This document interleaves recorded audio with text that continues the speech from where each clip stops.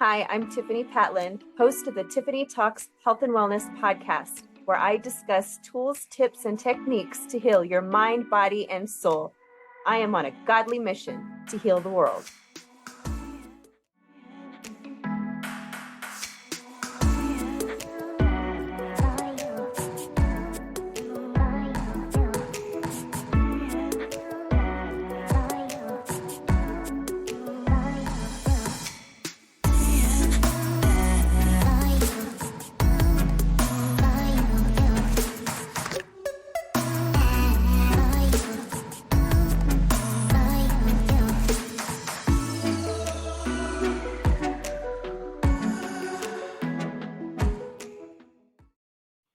Our special guest today is Jennifer Takagi.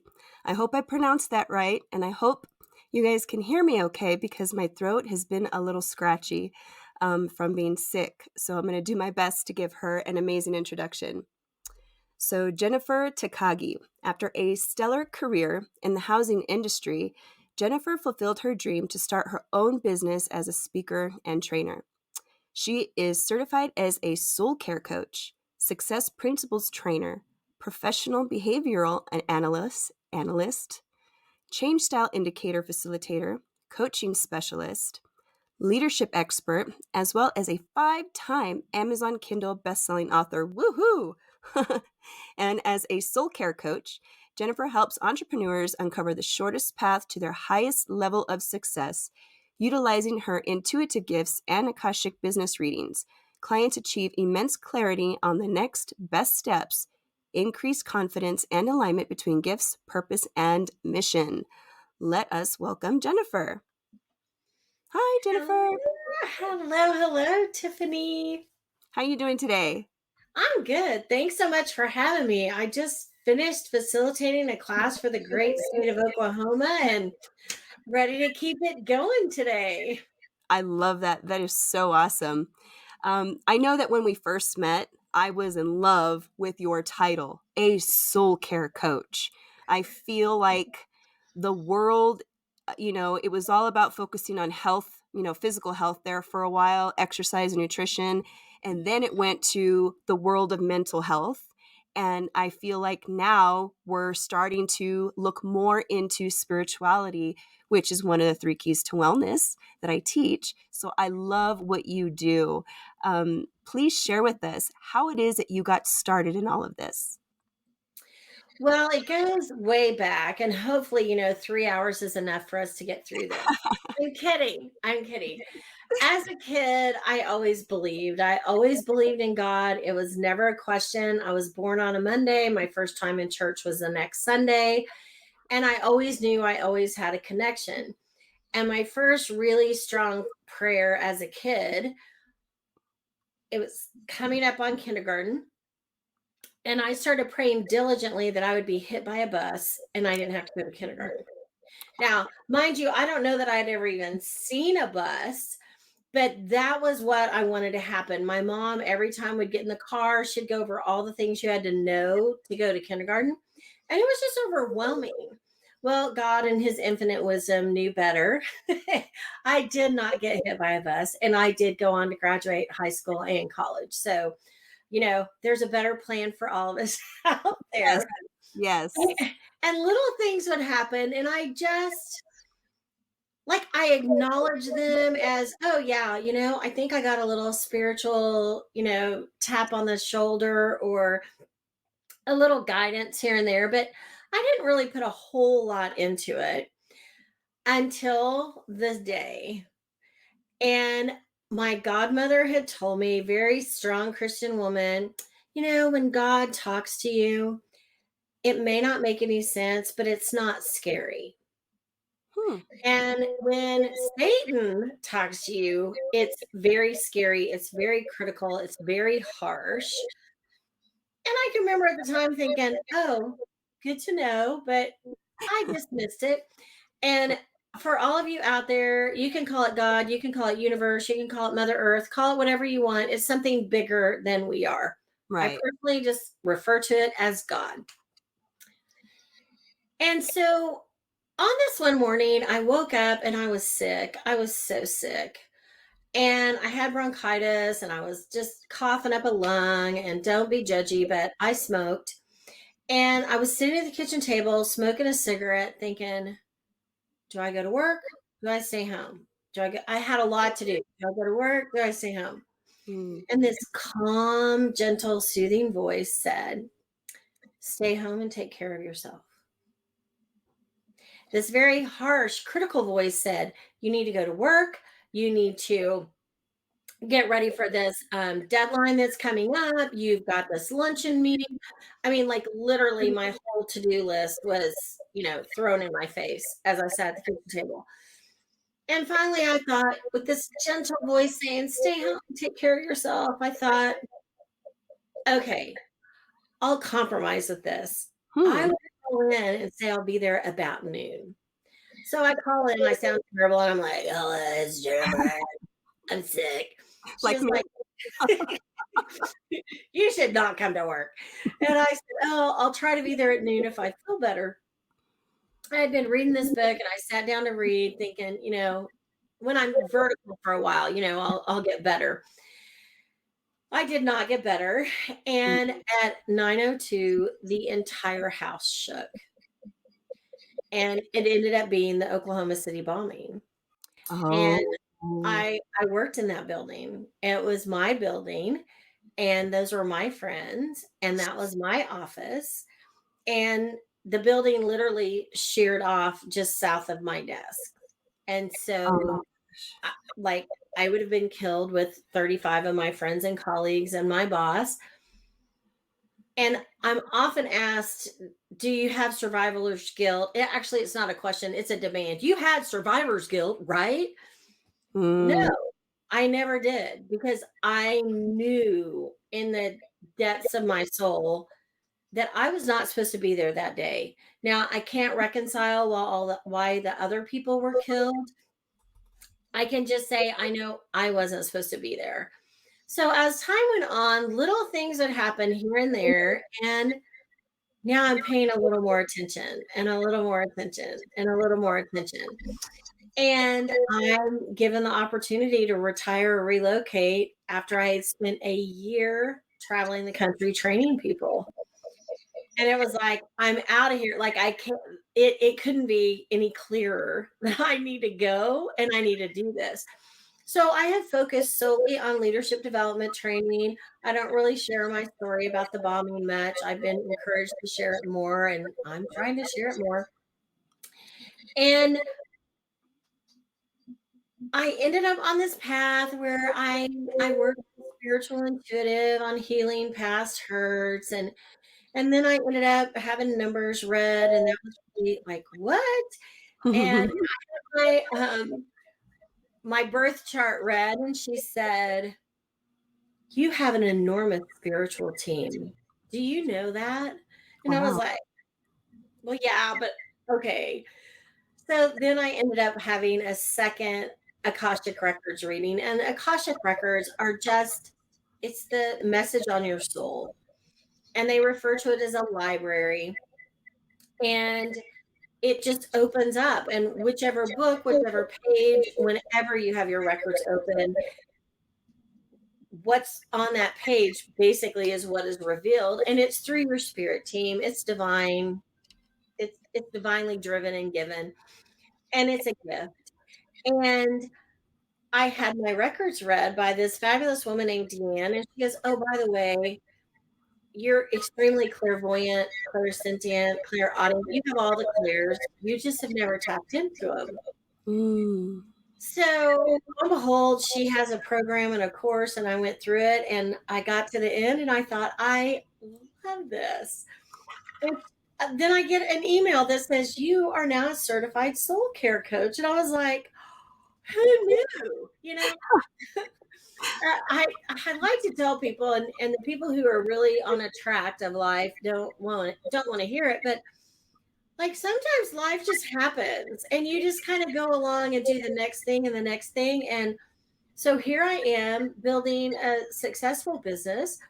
I'm paid to do readings. I help clients get the next step. Like, what is the next thing? And every reading I have done, The response has been, I was thinking about doing that. Hmm. And the reason is because it's already there. It's your intuition, it's your gut, it's that third eye, it's whatever you want to call it. It's that, you get a tingle up your spine and think, I need to go this way. And so it's just been an awesome, fun journey with a lot of bumps and bruises and hiccups and smooth sailing. It's been a little bit of it all. That's a beautiful story, and I'm not sure what the right words are to say, but I'm sorry that happened, and that people that were close to you with what happened with that bombing. But it's just beautiful to learn about somebody's story. That's powerful, knowing you knew that you were not supposed to be there. God, your higher power, he was prompting you. And do you feel like the devil was the one that was over here telling you, go to work, go ahead, go, you should go. You have all this stuff to do, go. Do you think that's what that was? Or You can call it the devil, you can call it a lower vibration, negative um, energy? Yeah. whatever you want to call it. But like, to bring this all home, I went to Miami last week for a conference. I was on Miami Beach and I was flying home Saturday morning. When I got to the airport in Oklahoma City, I'm in Oklahoma City, by the way. When I got to the airport Wednesday to fly, I listened to a lot of audiobooks and I wanted to make sure my phone was fully charged for my adventure.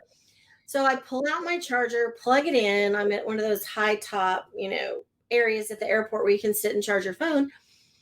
And a custodian comes up to me and says, excuse me, ma'am, did you drop this ponytail holder? And it was like hot pink. It was mine. It was mine.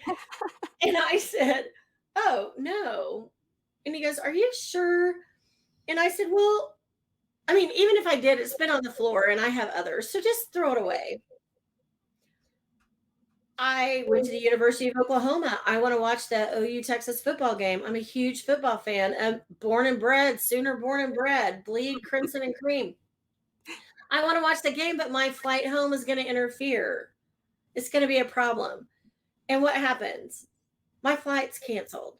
Not only is it postponed, I think for later in the day, it's postponed to the next day. Oh, no. And I casually tell these people who became my little BFFs at the airport, I could just rent a car and get home faster. This is just stupid. We go out to breakfast. I look at my phone. My flight is not later that day. It's later the next day. The next day. Jeez. Well, now I'm not even nice anymore. So I go up to the counter. I actually was nice, but I dropped a lot of F-bombs with a smile on my face. I was like, I need to get home. And she goes, you can't go home till tomorrow, but I'll put you on an earlier flight. Direct. Awesome. Thank you, ma'am. So I am in Atlanta. I said, what about a hotel? And she goes, good luck. No. I get my little app out. I book a hotel at the airport, I think. I find the shuttle. That's a trick. I get to the hotel. Room isn't ready. Do you have a bar? Do you have alcohol? Is it open? And do you have a TV? I want to watch my game. So I'm drinking beer, watching my game. Nobody's there. So I do not do my normal cheering. Watching the game. I collect all my stuff and tell the bartender, I'm going to run to the bathroom, be right back. Come back. And this young man's sitting right next to my seat. But he didn't know it's my seat because they cleaned everything off. We get to talking. I know he's thinking, why did she sit right next to me? The whole bar is open. And I'm like, this is my TV, buddy boo. You're going to deal with me. We watch the game. He's a Texas fan. We have a very fun time watching the game. OU won, by the way, for those of you who don't watch football. I go to pay my tab and I said, hey, my room's ready. I'll just put that on my room. So I go up to my room. The little phone thing won't work. I go back to the front desk and I was like, hey, my thing doesn't work. And she goes, ma'am, you're at the wrong hotel. No. Okay, so I'm going to spare you all the details because they took me to another wrong hotel before I got to the right hotel. And I said, am I at the right hotel? And she said, yes, ma'am. I said, oh, thank goodness. I wonder if this thing will work because you're the third hotel I've been out today. She said, do you just want a room key? And I went, yeah. hands me a room key. And I said, funny story. I've been hanging out, drinking in the bar, had a really good burger and fries, watching my football game at the wrong hotel all day. She goes, Wow. "Ah, our bar opens, our sports bar, in 6 minutes. If I had been at the right hotel, I would have missed my game completely. And I would not have had a lovely time talking to the bartender and the young man next to me, having beer, eating burgers, because I would have been at the right hotel and their bar wasn't even open. They didn't even have a TV. My room wouldn't have been ready. I would have been sitting there by myself, not watching my game." And upset from everything that's been happening on top of I, it. I get to my hotel. I finally get in my room. And I've been up for 12, 13 hours at this point. Uh, I thought I'm gonna put my hair in a ponytail and I'm gonna take a shower because I have no luggage. Right. oh, So like I don't want to wash my face and wash my hair because I don't have a blow dryer, I don't have makeup, I don't have anything. And I dumped my whole entire little carry-on bag that I bring on the plane with all my masks and my business cards and my little purse. I don't have a rubber band to save my soul. oh no, the pink rubber band. The universe was telling me on Wednesday, you need this pink rubber band. But no, I was too bougie for that. I don't need that rubber band. I don't need a stinking rubber band. I literally, and I need to find it so I can keep it forever. I probably need to have it framed. I took my name tag off the lanyard and wrapped the lanyard up and put my hair in a ponytail with the lanyard. Anything, huh? I wake up the next morning at a little after 4. I have no idea what time it is. It's pitch black. I pick up my phone. It's 4 something. My flight's at 9:15. I can't take a shower and get all ready, right? Because I just need to take the little shuttle train to the terminal. My flight has been canceled. Not delayed, not rebooked. It is in Oh, bright red letters, canceled. can't you get a break? And I thought, I am getting a car. I'm getting a car and I'm making this drive because I'm so stupid. I said yesterday I could drive home faster. I'm getting a freaking car.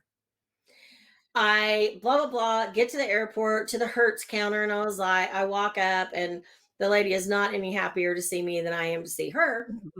And I said, I need a car. I need it now. I need to be able to drive it to Oklahoma City and deliver it to the Will Rogers Airport. I'm not bringing it back. And I want it now. Please and thank you. And she goes, with an attitude like that, you should have shown up with coffee and breakfast. Wow. And I said, if I had had any coffee and breakfast, I'd have brought you some, but I haven't had shit. So let's go. So in the end, she gets me a car. I drive like almost 3 hours. I am at Buc-ee's. I love me some Buc-ee's in Alabama, Leeds, Alabama. I have to buy a cooler, a bag of ice, some diet pop, some bottles of water, some protein, some snacks, some candies. I can't do a 12-hour road trip without snacks. Right. Like it's not possible. I don't So think it's not the anybody best can. road trip ever.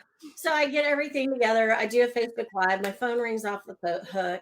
11 and a half hours later, I arrive at our trailer at the lake, which thank God is 2.5 hours closer than coming all the way here. And I got there fine. And people are saying, on my Facebook feed, what a nightmare. Okay. Was it a nightmare? I was safe.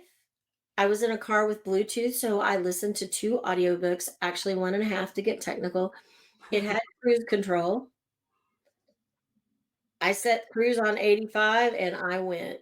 I had snacks. I stopped and got gas every time I pottied to make sure I didn't end up in the middle of nowhere. I Right. had GPS that got me there. Was it inconvenient? A little bit. Did the universe show me exactly how my words created my reality? Ooh. So that now on Wednesday, I'm on your show. And I'm going to do videos because there's way more detail in my I adventures. bet. But it solidifies everything that has happened my whole life. Like starting in kindergarten dear God in heaven, please let me get hit by a bus so I don't have to go to kindergarten. In Jesus' name, amen. And guess what? The answer was no.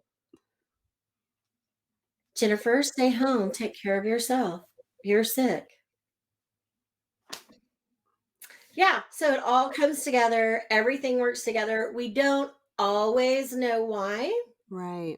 Till after, right? Like you did with the pink rubber band. At the time, you're just oblivious. It's like, it's been on the floor now, whatever, I don't care. Yeah, I'm having a crappy day anyway. And then all of a sudden, I need the pink rubber band. That's happened to me before. So everybody watching this, if you have a pink rubber band, you're going to be holding on that for dear life. You're going to be putting it in the little zipper pocket of your purse to make sure you, like, I don't know how many times I pull something out and a rubber band pops out. And the funny thing is, I have 3 of them right next to me because with long hair, you need it. well, in reality, like in public, I don't ever put my hair in a rubber band. Like I don't. I mean, this is just kind of my daily whatever. But if I'm on a boat, if I'm on the beach, if it's super hot, I mean, I will. So, yeah, everybody get yourself a pink rubber band. And when you drop it and someone hands it to you, Take it. you say thank you. I love that. There was a time where I was pregnant and I had my second son in his little carrier, and I went to go pick up my other son who was at school. And the car was parked. My husband had parked it in a spot where the side of it, I don't know how to explain it, was really slanted. And I didn't find out till later, but he had actually thought about moving the car, but he didn't. That was his intuition. That was God telling him. Because what ended up happening is when I went to the car, I fell. And I'm pregnant and I'm carrying the baby. Everybody was fine, nobody got hurt, but I fell and I called my husband and I told him all about it, and that's when he told me. And little by little we started noticing those things, those intuitions, your inner voice. It's there. It's telling you something, and we need to listen to that more. Do you have any tips like how we can better, tune in better to listen to that? Well, I would say the first thing is you need to. I'm big on 12 minutes. I did a talk and I was supposed to say, like, how to take 5% more responsibility for your life. And I didn't know what 5% was. And I broke it down in a 4-hour period. That's 12 minutes. So I'm like a goo. I wrote a book on how to reach your goals in 12-minute increments. So spend 12 minutes, like turn everything off, set the timer on your phone. If you want some pretty music in the background, whatever, but just spend about 12 minutes thinking about all the things that seemed like synchronicity. It Mm, seemed like harmony, and just put it together, because it wasn't until I started realizing all the things that had happened that I realized that, yeah, this has been happening a long time. I just didn't know it. I mean, like, okay, I have to tell the story now that I thought of it. I wanted to be a cheerleader. I lived in Dallas, Texas. The biggest thing in the world was being a cheerleader. When I grew up, I was going to be a Dallas Cowboy cheerleader and marry a Dallas Cowboy. I didn't know that that really didn't happen. The cheerleaders and the football players didn't really interact, but that was my goal. That was my goal. And I tried out for cheerleader, and I prayed and prayed and prayed. Dear God, please let me be cheerleader. And if I don't make it, make me be glad that I didn't make it. So now in kindergarten, I just wanted to be hit by a bus. But right. now I'm 12 and I've learned. I need a caveat to that prayer. Obviously, I didn't want to be cheerleader, people. Are you with me? I didn't want to be cheerleader. I prayed diligently. I tried out for cheerleader and I didn't make it. And I bawled and I squalled and I was so sad. And it was like, God, please, please show me why I'm happy I didn't make it. We have a random ice storm, cold front one evening. There's a football game. Those cheerleaders are in those cute little outfits with their little bobby socks and their pom-poms and their little skinny legs, freezing absolutely to death. And I'm in the pep club in the stands, and I have on jeans and I have on boots and I have on a sweater. I have on a coat. I have on a hat. I have on mittens. I don't wear gloves. I wear mittens. Still to this day, I'm a mitten girl. And I'm cold, but I'm not as cold as them. And Right. I literally remember thinking, God, this is why I didn't make cheerleader. Thank you. I love that. Yeah, so we have those things. We just haven't, number one, we haven't taken time to connect the dots. As Steve Jobs says, you can't connect the dots in front of you, but you can connect the dots behind you. Take 12 minutes, connect the dots. The other thing is, we're never quiet. You can't be given information unless you're quiet. You have to be quiet, you have to be still to let it come in. If you're constantly doing, if you're constantly going, if you never stop, you can't receive the messages. So you have to be open to receive and you have to be quiet. Yes. You have to be quiet. And my friends and colleagues that died that horrible, tragic day, they were in meetings, they were on phone calls, they were in training sessions, they were doing work, concentrating so hard. I believe with all of my heart and all of my soul, God was yelling and screaming at them, get out of the way, get out of the way, get out of the way. And they could not hear. Wow. I agree with that. It's true. We need to spend quiet time alone. And something that I've learned is that a lot of people who have suffered a lot of pain or trauma and have that suppressed, it's really hard for them to be quiet because all of those suppressed thoughts will crowd their mind. So they have to play music constantly or have a TV in the background or be distracted or they become a workaholic or this or that because they don't want to be alone. But in order to connect spiritually, I love what you said. We have to connect the dots and spend time alone quietly to be open to receive those messages. Those are great tips. Can you also share with us, for our audience and our listeners, how you help people as a soul care coach? So I help people by doing an Akashic reading, tapping into their soul. And I work mostly with entrepreneurs, and it's a business reading. Like, what is your next best step? What should you do? Or what is available to you? And I'll tell you, on every single call that I've had, I've never had somebody say, wow, I never thought of that. Every single time I get, I was thinking about doing that. Like, I was thinking about that. And it literally gives people clarity. It gives them confidence to take that next step. And it helps them to know that they have alignment between their mission and their purpose and their actual talents. Like, what is my next step? One lady, I just loved talking to her. She was like, I have 3 businesses. Which one should I focus on? And I was thinking, holy crapoli, I don't know. But it's never me, right? We are tapping into the divine, into your soul. Your soul has its message. And so I just help uncover and unveil what you already know. I love that. I really do. And I resonate with that because I believe that we all have the answers within. And that's pretty much what you're saying and what you help people do. You just help them, the answers are inside there. Let's pull them out. Well, and I always heard that too. I've been an entrepreneur for 7 years now. I've worked with a lot of coaches. I've had some great successes and some, pretty monumental failures, in my opinion, because it didn't turn out how I wanted it. That every one of those adventures led me to here that I would have never done, I would have never been open to. And it's that idea of, they would say the answer's within you. And I'm like, yeah, but where? Like, where is it within me? And it wasn't until I learned how to tap into that intuition and how to read my own records. Like, I was doing a training, I was like, I don't even know what to say. Open my records and just I had the whole thing put together because it was on my soul. It was Mm, divinely provided to me. I love it, love it, love it. So, as we come to the end of our show, can you share with our audience your favorite quote, a mantra, a thought, anything that you love that you go by?